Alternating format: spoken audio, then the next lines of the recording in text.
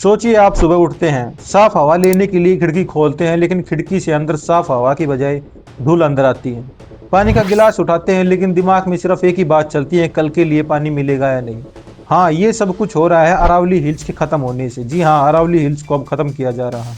Aravalli hills जो Delhi NCR के आसपास इकलौती हिल रेंज है। I am talking about the Aravallis. Aravalli पर्वत। देखिए, एनवायरमेंट मिनिस्ट्री प्रस्ताव लेकर आई कि जो भी पहाड़ 100 मीटर से छोटे हैं उन्हें आप पहाड़ माना ही नहीं जाएगा। देखिए, जब पेड़ हवा साफ करते हैं तो किसी भी न्यूज चैनल को इन्फॉर्म नहीं करते, वहीं पे जब पहाड़ पानी रोकते हैं तो किसी भी इन्फ्लुएंसर की तरह रील नहीं बनाते। प्रकृति अपना काम शांति से करती है, और ऐसा करके अरावली हिल्स ने सालों से दिल्ली को जिंदा रखा है। लेकिन अब ये पहाड़ रहेंगे ही नहीं। अरावली हिल्स सिर्फ पहाड़ ही नहीं है, ये लंग्स का काम करती है नॉर्थ इंडिया के लिए। आज जानेंगे इस वीडियो में अरावली हिल्स के बारे में। देखिए, यूनियन एनवायरनमेंट मिनिस्ट्री ये डेफिनेशन लेकर आई कि जो भी पहाड़ अब 100 मीटर से नीचे हैं उनको पहाड़ माना ही नहीं जाएगा। 20 नवंबर को सुप्रीम कोर्ट ने इसे अप्रूव कर दिया। अब काफी लोग सोचेंगे जो पहाड़ियां 100 मीटर से नीचे हैं उन्हें ही तो खत्म किया जा रहा है, लेकिन मैं आपको बता देना चाहता हूँ अरावली रेंज जो है उसमें 90% ऑफ लैंडफॉर्म्स ऐसे हैं जो 100 मीटर से नीचे हैं, यानी कि 90% पहाड़ियों को खत्म किया जा रहा है।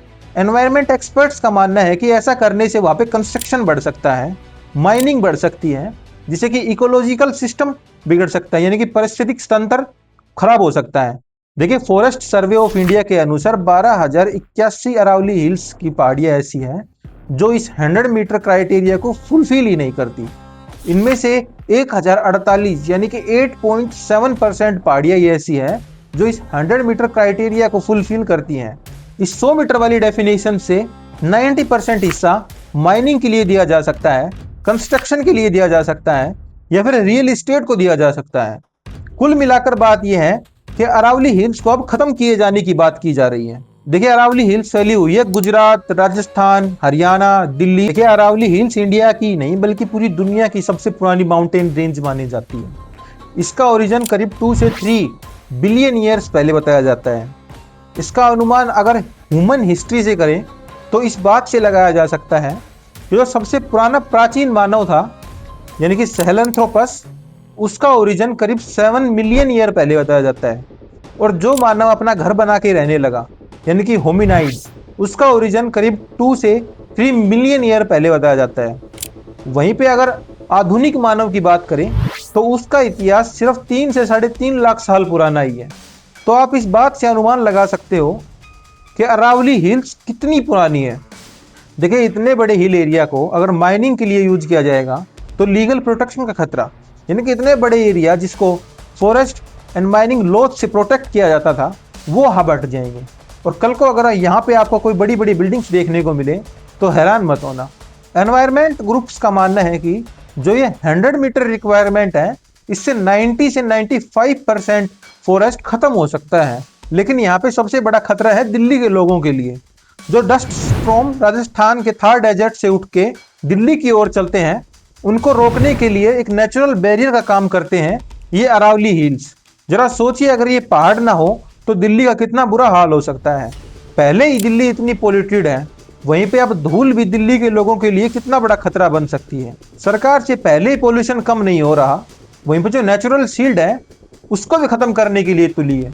और अगर हम बात करें अरावली हिल्स में मिलने वाले मिनरल्स की तो इसमें संगमरमर, ग्रेनाइट, अभ्रक, सीसा, जिंक, कॉपर की भरमार है। और यही नहीं, ये हिल्स रिचार्ज करती हैं ग्राउंड वाटर को, इन्फ्लुएंस करती हैं मॉनसून को, रोकती हैं सॉइल इरोजन को, और पोल्यूटेड सिटीज जितनी भी हैं उनके लिए काम करती हैं एज ए लंग्स। इसके अलावा ये सपोर्ट करते हैं बायोडाइवर्सिटी को, जैसे कि लेपर्ड्स को, हाइनास को और बर्ड्स को। इन पहाड़ों में 1000 से ज्यादा एनिमल स्पीशीज रहती हैं, वहीं इन पहाड़ों में 200 से ज्यादा बर्ड स्पीशीज रहती हैं। 1999 से 2010 में जब गुरुग्राम और फरीदाबाद में वाटर क्राइसिस आया था तब 60 से 80% वाटर अरावली हिल्स ने ही गुरुग्राम को दिया था। गुरुग्राम, रेवाड़ी, मानेसर का ground water in Aravalli hills से ही रिचार्ज होता है।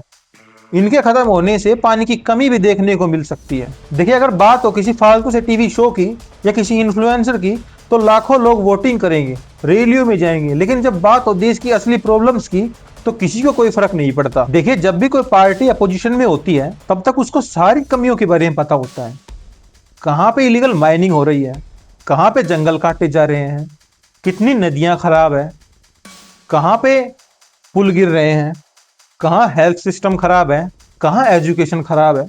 लेकिन जैसे ही वो पार्टी पावर में आती है, ये सारी कमियां उसको दिखनी बंद हो जाती है।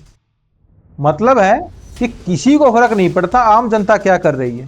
ये कमियां तब तक ही दिखती है जब तक पार्टी पावर में ना आए। और एक खतरा बिहार जैसा, जहां ग्राउंड वाटर में यूरेनियम मिक्स हुआ था। अरावली हिल्स में ग्रेनाइट और मेटामॉर्फिक रॉक्स पाए जाते हैं जिसमें यूरेनियम ट्रेस पाए जा सकते हैं और ये ग्राउंड वाटर में मिल सकते हैं। देखिए, लास्ट में मैं ये पूछना चाहूंगा कि अच्छी हवा के लिए एयर प्यूरिफायर लगाएं हम, अच्छे पानी के लिए वाटर प्यूरिफायर लगाएं हम, अच्छी शिक्षा के लिए प्राइवेट स्कूल में जाएं हम, अच्छी हेल्थ के लिए प्राइवेट हॉस्पिटल्स में जाएं हम, और सड़कों के गड्ढे अगर हमें ही भरने हैं तो फिर सरकार क्या टैक्स चुनाव लड़ने के लिए लेती है? खराब हवा, खराब पानी, खराब एजुकेशन, खराब इंफ्रास्ट्रक्चर, गंदी नदियां, पेट्रोल में मिलावट, fighter jet crash, passenger jet crash, unemployment क्या कम था जब सरकार पहाड़ भी तोड़ने लगी।